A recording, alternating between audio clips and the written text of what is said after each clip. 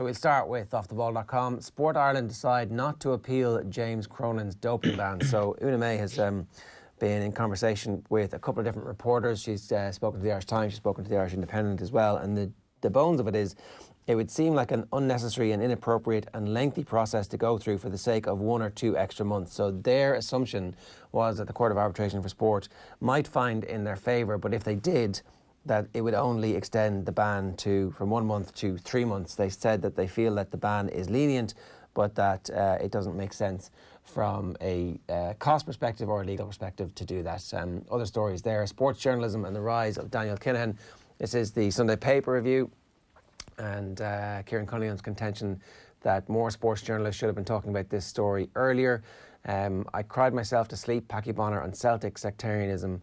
And that's the rest of the interview. We played you a good chunk of it there. The full thing is about an hour long, and it's available wherever you get your podcasts. Best place is obviously the Go Loud app or offtheball.com/podcast. And German football fans express anger over Bundesliga ghost games. So a very negative reaction in loads of places, Eoin, about football coming back and how, this isn't the same, it's not really football. It's like, I mean, yeah, fair enough, but like, this isn't normal circumstances, and so therefore everybody is trying their best to get back to something that will allow us to have stepping stones to get back to normal life.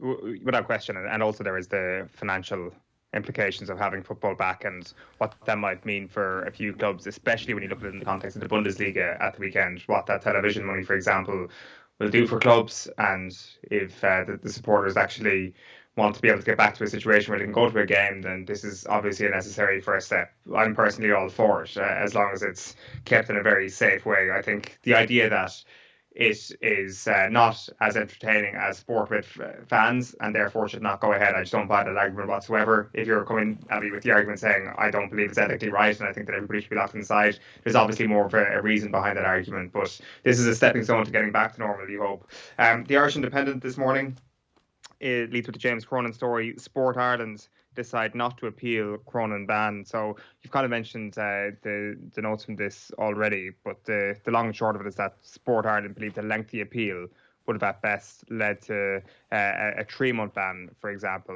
Now, his ban has basically already been served without missing any rugby, but obviously a 3-month ban possibly would have been the exact same thing. Another issue would have been that it would have taken potentially 6 months before the case is heard by CAS. That's what Una May said. She still said that she considered 1 month to be lenient. She says we could put up a huge battle to increase it to 3 months and it could be unsuccessful. For the sake of 2 months, it doesn't appear appropriate to go into that level of work in detail because there is a comprehensive file attached to this case. There's really good stuff on this as well in the Irish Times, by the way. She does go on to say that the player's story wasn't just accepted right at the beginning. Although he wasn't in a face-to-face cross-examination, he did respond to multiple queries. And that has been one of the questions about the lack of a cross-examination on James Cronin here. But it looks like the 1 month ban has been served. That's what they're going to be happy to proceed with at the moment. The Irish Independent elsewhere leads or goes with on the back page, Condon saying prize funds and no fans a small price to pay for racing return. This is Ken Condon, the classic winning trainer, who's saying significant prize money cuts and big racing meetings being held behind closed doors are definitely a worthwhile exchange for getting the industry back up and running next month. And Dundalk seek to training return to keep pace with your arrivals. They're going to try and persuade the FAI to ease the restrictions on training and allow their players to get back to work so they're not left behind their European competitors. The Examiner this morning is next up, and in Perth, players can golf, so why can't they play football? That's that same story that you've been talking about there, Vinnie Perth, obviously. There's emails back and forth and various discussions. I've even spoken to Niall Quinn myself. We're trying to work together, but obviously the medical officer of the FAI is leading this. It's a difficult one to comment on. To be fair to the FAI, they're in a very difficult situation because we're in a pandemic, but League of Ireland players will work this week. Of that, I've no doubt, whether it'll be on building sites, in shops or outdoors, but our players can't, and I'm not sure that's right. 4 of my players who live together were due to come in for a soft opening to test our new facilities and measures that we've put in place. The 4 lads are all obviously bitterly disappointed now, but they may now all go out and play a round of golf together. That's where we're at. So there are certainly some inconsistencies, and as we work through this, those inconsistencies are going to become more obvious. McIlroy Tonic as club golfers set to swing back into action. Cork hopeful of racing resumption in July, and Bayern resumed title charge as fans divided on Bundesliga return to action. And they also have the story that Sport Ireland will not appeal Cronin's 1-month ban. The back page of the London Times this morning leads to the story that clubs fear rivals would lie about tests. So this is an unnamed Premier League executive who says that if players test positive for coronavirus but are asymptomatic, they may still take to the field. In some sort of theory out there that relegated clubs obviously have a lot on the line, and if a player isn't asymptomatic, they could get away with secretly being a carrier of the coronavirus. There's also quotes here from Eva Carnero, the former Chelsea doctor, saying that players' health is being compromised by the bid to resume football next month. The main photograph there, of course, is Rory McIlroy holding his own bag. Like, is that as jarring as seeing Donald Trump phone into live golf broadcasting? Potentially it is. You've got end of neutral test umpires and players paid to be cut for good. This is a really worrying story from Owen Slot this morning, that the pay deferrals for a lot of rugby players at the moment could become a permanent thing. 25% wage cuts were the norm at the start of the coronavirus pandemic. The Irish Times leads with a Malachy Clerkin column about racing. Racing shouldn't take the heat for being one of the first sports back. Frustrated, Sport Ireland won't appeal Cronin ban, which goes a little bit against what Una May had actually said on this show when she was speaking with Joe. She said that money wouldn't be a deterrent to them when it came to appealing the James Cronin ban. US players have the measure of things, us players have the measure of things as the great return beckons. It's a Martin Turner piece about the return. And so the Malachy Clerkin piece is essentially saying that racing shouldn't be blamed for their ability to lobby.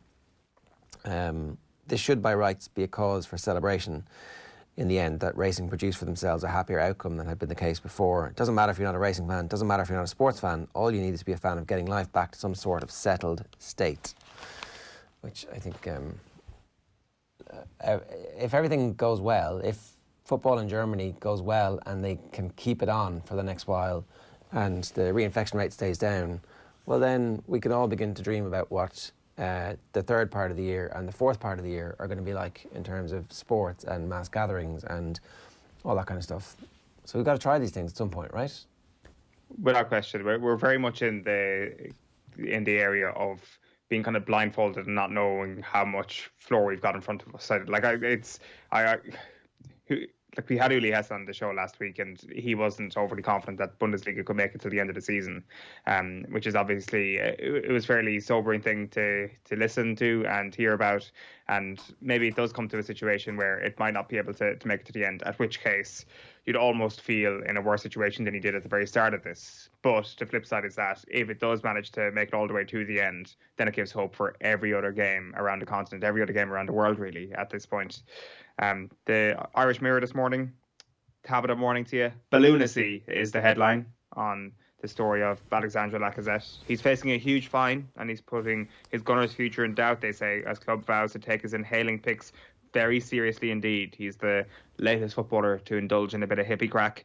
Now, Rory McIlroy, meanwhile, sees light at the end of the tunnel. There he is, eyeing up his latest approach shot there. And 1,000 tests a week for Premier League clubs will carry out at least 1,000 tests on players this week in the first step towards a project restart. You're a millennial. I want to explain hippie crack to us old folks. Oh, and I would need to get the technical term up here, but Arsenal players love it. Jack Grealish loves it, doesn't he? Yeah. And it's obviously consumed in a good way. Well, what does it do to you, Eoin? It's laughing gas. But I'm trying to. The technical term, of course, is nitrous oxide. So I'm not sure how I didn't manage to get it. It gets you high. It gets you laughing. It makes you happy.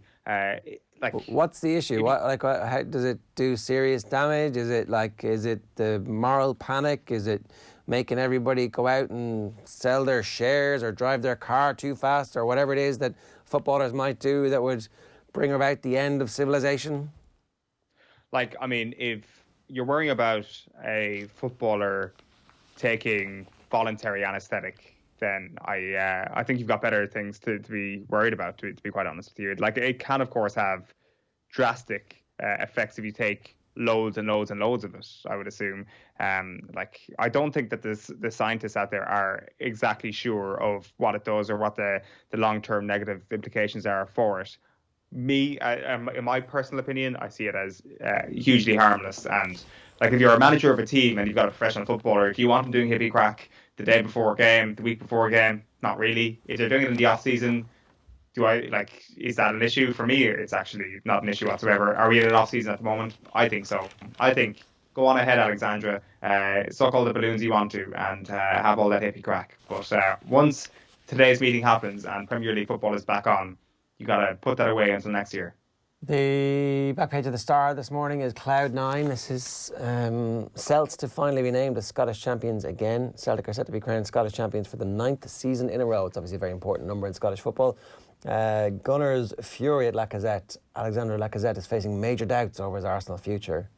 It comes after Arsenal confirmed they're ready to take serious disciplinary action after Lacazette was pictured inhaling Hippy Crack. He's on 200 grand a week. Could face a maximum of 2 weeks fine. Imagine that costing you 400 grand. 400 grand for a mouthful of Hippy Crack. It must have been good stuff. I hope it was worth it. At last, bundas of joy for fans and Dunphy. Haaland's a real star, but his agent is a problem, of course. And Davy Russell, fixtures clarity is a big relief. And then Dublin's Euro boost. Dublin retains an outside hope of hosting extra games at next summer's Euro 2020 finals. We do want extra games. We do want more or maybe there'll be no fans. We want all the games then. If there's no fans coming, that'd be great. But we do want more fans from all around Europe next summer. We're sure that's a good idea. Are we? Have we thought this through? Definitely. Yes. But like, it'll be fine by then, right? You're right. Be optimistic. It's going to be totally fine by then. What can you do? If you're going to lessen or weaken your bargaining position by saying, well, we're not sure about this, but I don't know, Bratislava comes up and says, actually, we're going to be pretty confident that we're going to be okay to have fans in our stadiums by next June. You don't want to weaken your position by saying by kind of revealing your hand too soon. But extra games are good. At this moment, it does seem that extra fans are bad. Yes, that's it. That's a nice way of distilling it down perfectly. The Irish Daily Mail this morning is injury risk. Sterling warns proposed return date is too soon. City Star insists players need 4 weeks to build up. Top physio fears late tackles, strains and niggles. So Raheem Sterling casting doubt on Project Restart, saying that a month is obviously what they need to get back to full fitness. The Project Restart proposed date was supposed to be June 12th, but it's looking increasingly likely it could be June 19th, which is 1 month tomorrow. So there is a way that, if they get back to some sort of collective training this week, which could happen, I reckon, then you do have your month or close enough to a month to actually get back up to some semblance of match fitness.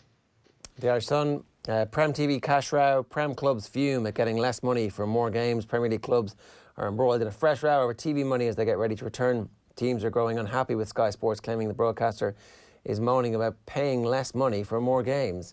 Lack in the dock, that's the Lacazette story. And Harry Kane cannot wait to start chasing his first goal of the decade if the Prem resumes next month. And then obviously Marcus Rashford back fit and well after all his injury issues.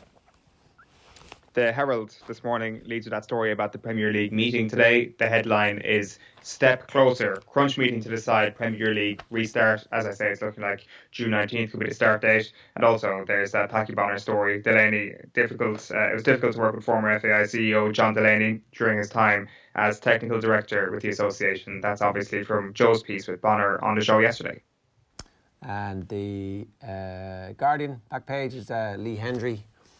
My wife went through an awful lot. She's seen me on life support machines. Lee Hendry on his road to recovery.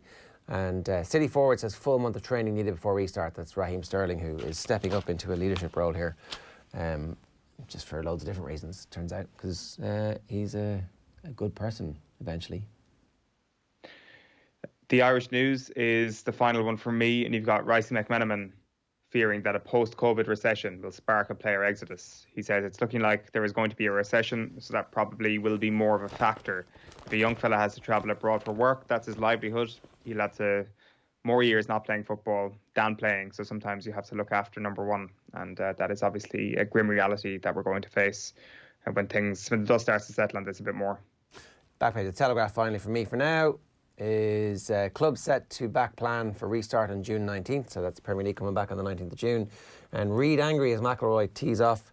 Rory McIlroy teed off the much-heralded exhibition match in Florida last night for the first live male golf in more than 2 months. Yet just as the skins game, also involving the other three lads, was heating up, Melissa Reid added some controversy. The English woman who's played in 3 Solheim Cups tweeted, "Yet again we show the disparity between men's and women's golf. Today's charity event should showcase golf, not just men's golf. What an opportunity golf let slip to represent equality."